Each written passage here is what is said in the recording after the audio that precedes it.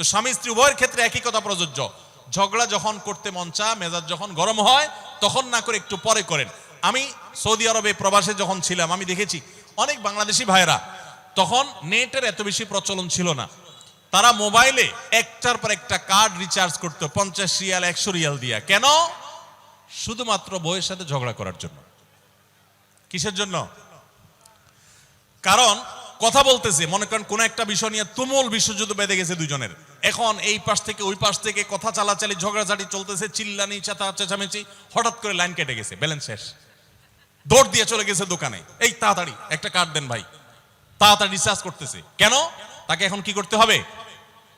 অসমাপ্ত ঝগড়ার second innings শেষ করতে হবে। আবার কার্ড শেষ হয়ে যাচ্ছে, ইনিংস ঘোষণা হয়ে গেছে, আবার যায় সে কার্ড রিচার্জ করে থার্ড ইনিংসে ঝগড়া করছে। কত বড় বেকুব চিন্তা করে, কত বড় নির্বুদ্ধিতা।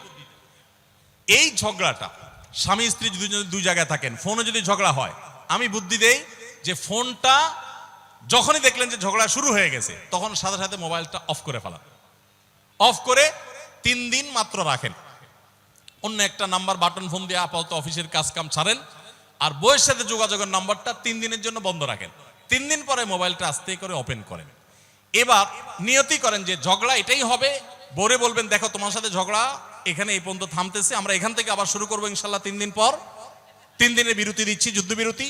3 দিন পরে যদি শুরু করেন, আমি তো দায়িত্ব নিয়ে বলতে পারি, লিখিত দিতে পারি আপনাকে, 3 দিনের পর যখন আবার নতুন করে শুরু করবেন, ইনশাআল্লাহ দেখবেন আগের ঝগড়ার যে দুইজনের একজনেরও আর কিছুই নেই। এখন বউরে যদি বলেন 3 দিন পরে ফোন দিয়া বলেন হ্যাঁ বলো তুমি জানি কি বলতেছিলা, দেখবেন যে আর কথা খুঁজে পায় না।